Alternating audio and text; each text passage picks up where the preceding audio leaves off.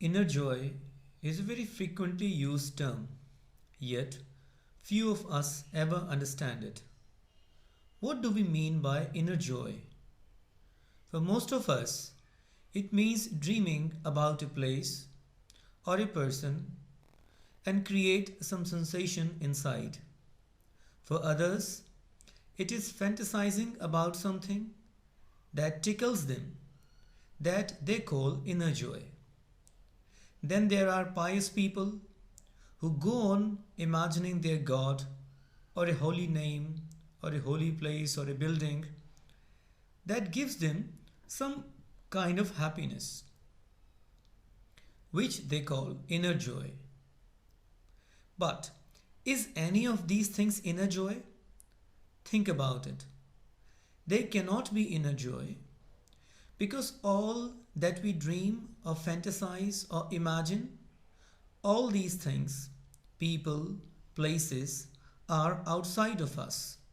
They are not inside. We first of all bring those things inside us from outside in our mind. Then we create some kind of pleasure for ourselves, and that we call inner joy. But how is it inner? It must be outer joy, simply because it is coming from the things existing outside. Have you ever noticed that whatever you dream or imagine, it comes from your memory? Dreaming and imagination can never ever be fresh. We can never dream about something that we already don't know. That is to say, we can never dream the unknown. It means dreaming is a kind of reproduction of memory. So is imagination. This is why thought can never create anything, because thought is stale. It is never fresh. And creativity is fresh. And dreaming and imagining are kinds of thinking only. Yet we know that there are very creative thinkers. How do they create if thought is always stale? In fact, the greatest discoveries and the greatest ideas come out of thoughtlessness. In a moment when one is silent, either consciously or unconsciously, a fresh idea flowers. Conscious creativity comes from a conscious person, from someone who is aware of his surroundings and who lives life moment to moment. And what about unconscious creativity? In fact, there is no such thing as unconscious creativity. Creativity is essentially a conscious art. Then how do unconscious people create? You might have observed that sometimes when we are tired of making efforts, when we have exhausted whole of our energy into thinking, when there is nothing left inside to push us ahead, in that exhaustion, a moment comes of complete relaxation. Because mind has no energy to create anything, no energy to think, no energy to dream, it disappears. And there comes relaxation. Mind is exhausted and silence arises.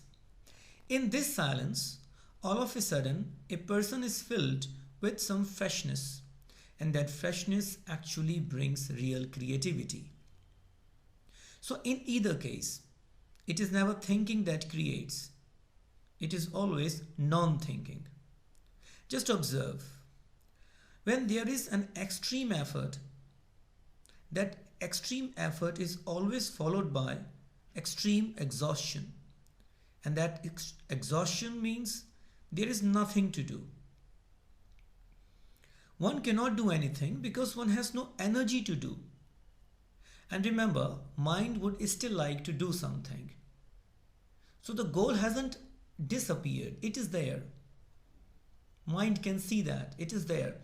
But it is so far away from the mind that mind surrenders because it cannot reach there. It would like to run to that, but it has no fuel left inside. So the mind surrenders. At this point, one is relaxed, one is at rest, and that is the magic. All of a sudden, something happens inside. Something is born inside. Something absolutely unknown, undreamt of, unthought of, unimagined. So, thoughtlessness is the key. And what happens when we are thoughtless? Try to understand it. Thoughtless means being empty.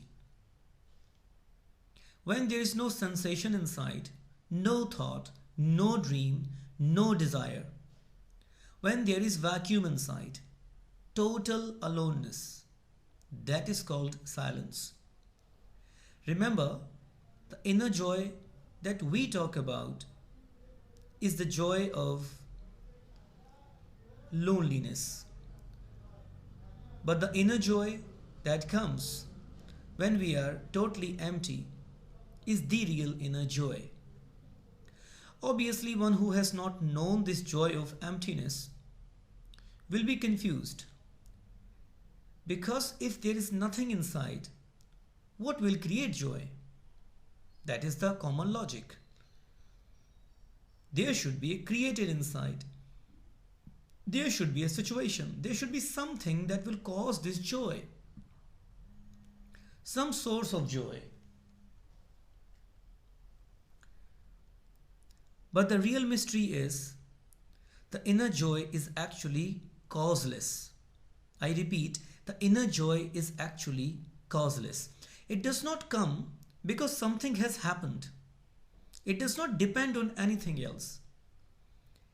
In fact, it happens only when everything has stopped happening. It is a state of being totally empty.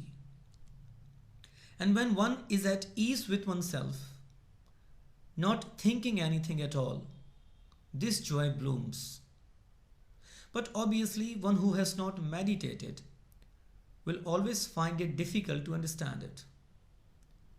You see, our logic is, if there is no seed, how can there be a flower? And if the inner space, if the inner soil is empty, there is no seed inside it, where will the flower of joy come from? In fact, emptiness itself is the seed. Nothingness is the seed. When one lives totally empty, one becomes capable of joy. One who wants to know inner joy must ensure that he is empty. Otherwise, where will this inner joy be received? This is why we need to be empty. Because if we are already filled with something, there is no space for the inner joy to be received inside. So go on emptying yourself, taking out everything that is inside. All fantasies, all dreams, all desires, all the past, all the future, everything that is inside. Go on pouring your inner self out, pumping it out, everything that is inside. At last, the very thought that you are emptying it to get joy, this too has to be removed. And then joy explodes. It does explode always. In the Quran, the kalma reads, La ilaha illallah. These few words are actually the key to emptiness. La ilah means there is no God. Illallah means except God. These words have great, profound understanding.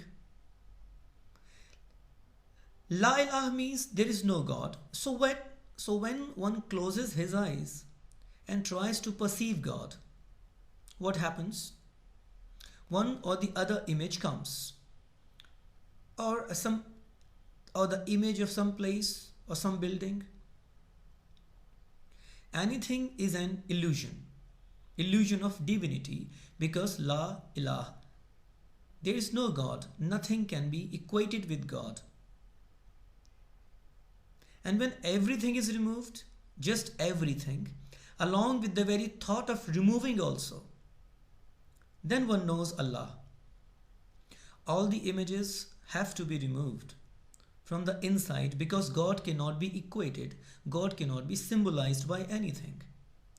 Yes, we do use symbols, but what happens that we cling to those symbols. Those symbols are impressed on our memory and we start treating them as the truth. They are just symbols. We start believing them, taking them to be as the truth. Symbols can never give real joy. Inner joy is an altogether different phenomenon. Indeed, the symbols lead us.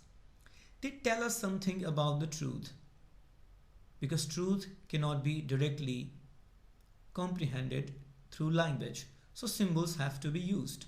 Signs have to be used. However, we must be aware that they are pointers only. Once we know what they are pointing at, pointers have to be dropped. When symbols disappear, the truth appears. When the outer world disappears, the inner joy appears.